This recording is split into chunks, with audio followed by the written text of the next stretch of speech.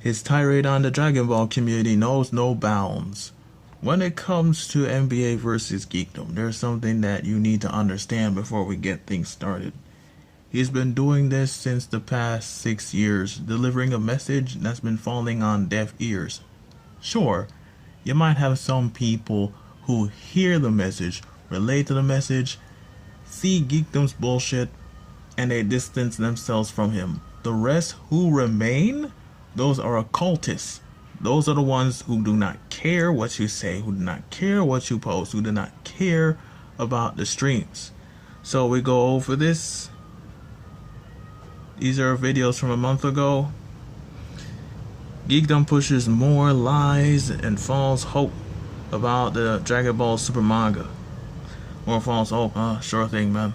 And he does something on Techstar. Nobody cares about Techstar. And then he does something about Chibi. I'll talk about that in a different video because people don't realize what Chibi's actually doing. So we got something else over here. Geekdom101 has been exploiting Toriyama's death for views. That's correct. So we have something else. Geekdom101 called out again. He still won't own it. Geekdom101, his fanboys lie too much. Here's proof. And it's just relentless when it comes to the Dragon Ball community. My problem with Geekdom101, the Dragon Ball community deserves better. It's just on and on. Now, when it comes to this individual, he can make the videos that he wants, blah blah blah, you know the rest. But when you look at someone like Geekdom,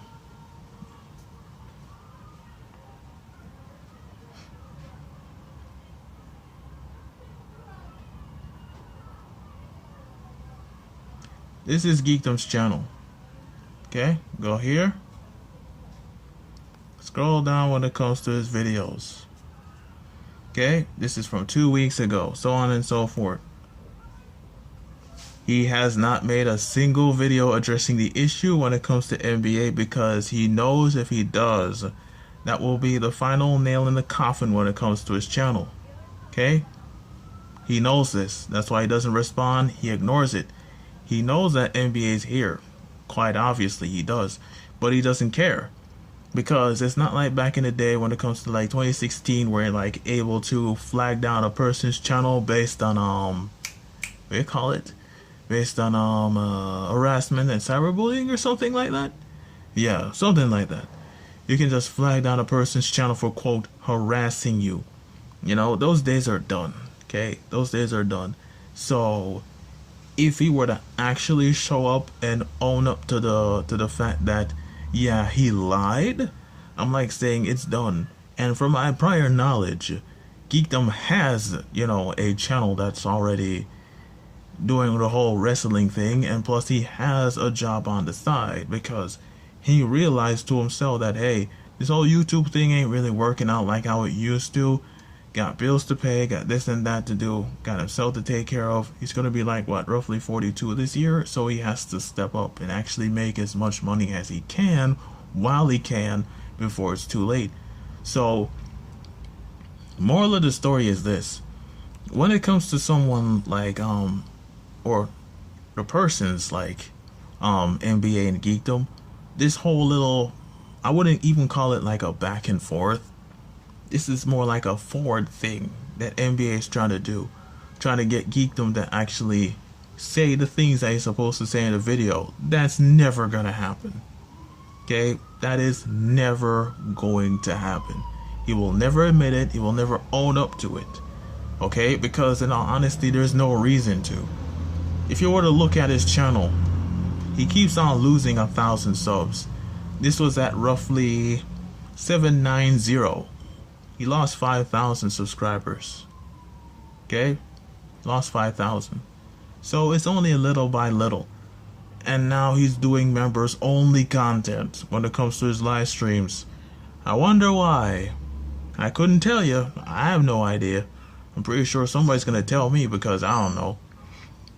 So here we are once again, going back to this individual right here.